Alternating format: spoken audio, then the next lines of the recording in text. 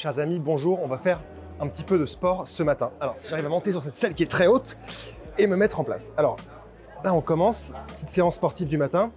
Donc, on se retrouve en direct du salon Watches and Wonders de Genève pour vous parler, vous vous en doutez, des très belles nouveautés Tudor cette année.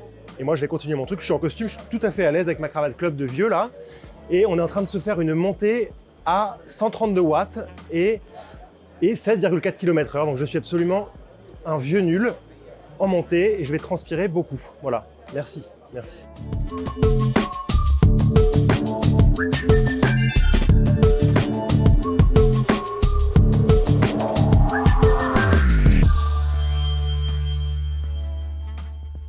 cet épisode qui va se consacrer à la marque de montre Tudor que nous apprécions, on va présenter 4 grandes nouveautés. La première et très grande nouveauté à mon avis de ce salon, c'est la Tudor 54. Alors la Tudor Black Bay 54, elle va prendre son inspiration dans les années 50, à la moitié des années 50 environ, en 54 évidemment, quand le monde découvrait la première Tudor Submariner, enfin une des premières références, la référence 79-22, caractéristique vraiment par ce très beau cadran noir avec ses beaux index luminescents plein de matière radioactive qui vieillit dans le temps, sans oublier une lunette sans graduation.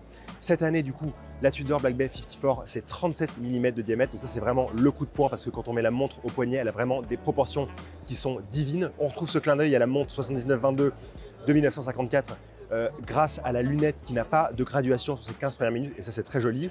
On a les aiguilles Snowflake toujours encerclées de métal doré, tout comme les index. L'aiguille des secondes Lollipop, voilà, et tout cet ensemble c'est vraiment magnifique. À l'intérieur, on retrouve le mouvement de manufacture MT5400 avec ses 70 heures de réserve de marche et sa certification par le contrôle au vitesse suisse des chronomètres, c'est de la bombe. Cette montre elle sera disponible au choix sur un bracelet en caoutchouc ou sur un bracelet en acier, façon rivetée, comme on connaît chez Tudor.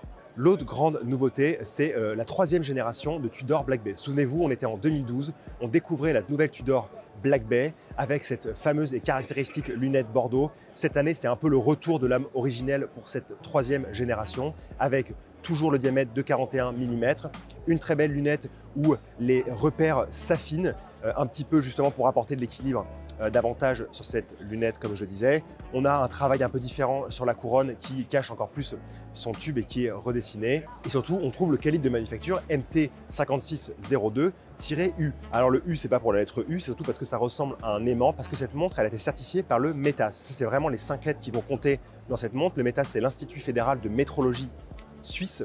Et ça garantit des points qui sont très intéressants. Tout d'abord, le fait d'être une montre Swiss-made, donc l'emboîtage et le contrôle final a lieu en Suisse. Un label qui comprend certaines exigences comme l'incorporation d'un mouvement suisse, l'emboîtage et le contrôle final en Suisse. D'ailleurs, depuis 2017, la définition, elle demande d'avoir une valeur à 60% d'origine suisse, ça il faut le savoir. Aussi, avoir une certification par le contrôle officiel suisse des chronomètres, un gage de précision éprouvé à 2 températures dans 6 positions et à 2 niveaux d'armage de la réserve de marche. Ici, normalement, la variation de temps ne doit pas dépasser l'encadrement de 0 à plus 5 secondes par jour.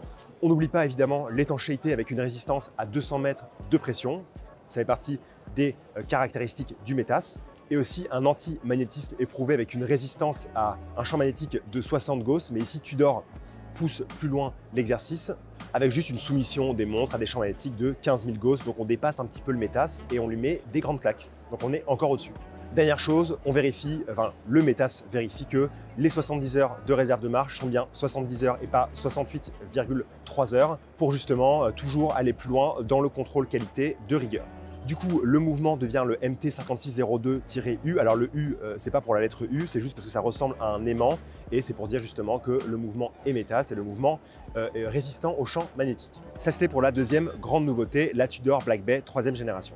Disponible, cette fois, avec un bracelet en acier 5 rangs. Je fais un petit clin d'œil parce qu'il ressemble évidemment au Jubilé qu'on adore. Mais chut, on ne dira pas plus de choses là-dessus. Maintenant, sur les Black Bay qu'on connaît bien, 31, 36, 39 et 41 mm de diamètre, on a aussi des nouveaux cadrans et surtout le fait que toutes ces montres-là sont désormais équipées de calibres dits de manufacture. Alors pour les grandes pièces, on va avoir la famille de calibre MT56. Pour les moyennes pièces, le calibre de manufacture de la famille MT54 et pour les petites montres, calibre de manufacture MT52. Toujours comme d'habitude, la certification par le COSC et les 70 heures de réserve de marche, sauf pour le petit mouvement qui a 50 heures de réserve de marche. Et pour les cadrans, on va retrouver un cadran bleu, très joli soleillé, un cadran anthracite ou un cadran couleur champagne clair. Donc voilà, même ces petites, entre guillemets, Tudor Black Bay, prennent un peu en grade et on voit du coup où veut aller Tudor en équipant le plus possible toutes ces montres de calibre dit de manufacture. Souvenez-vous maintenant pour la dernière nouveauté, on était en 2020, en juillet apparaissait la Tudor Royale sur les marchés asiatiques. Nous en Europe on faisait un peu la gueule et du coup en fin d'année 2020, les montres sont arrivées sur le marché en différentes tailles. On n'oublie pas la grande taille de 41 mm qui justement a cette complication day-date avec l'apparition du jour à midi.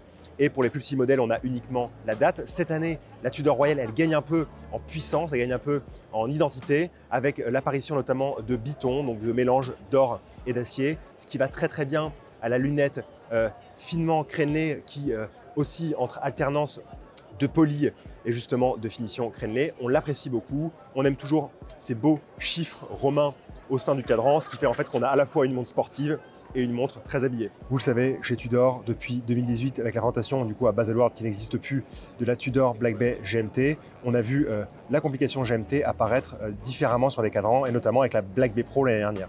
Cette année, très belle nouveauté chez Tudor avec la Black Bay GMT qui dévoile un très très beau cadran opalin avec une lunette biton bordeaux et bleu qui rappelle évidemment aux bons souvenirs des glorieuses années de la GMT chez Rolex pour le coup, parce qu'elle me fait penser à une 6542 un peu albinos avec cette lunette biton à l'époque en bakélite et avec un cadran blanc. Voilà, une pièce qu'on apprécie beaucoup, qui apporte un petit grain de folie dans la famille Black Bay GMT et qui nous fait très plaisir. Voilà, c'est tout pour ces 4 grandes nouveautés, 4 grandes familles de nouveautés chez Tudor cette année. Et c'est déjà assez comme ça. On espère que vous les avez appréciées. N'oubliez pas de vous abonner à notre chaîne YouTube cette semaine parce qu'on va envoyer du très très lourd. Je sais, je parle très très vite et je porte une cravate club comme les personnes âgées, mais c'est pas grave. On vous aime beaucoup et on vous retrouve très rapidement.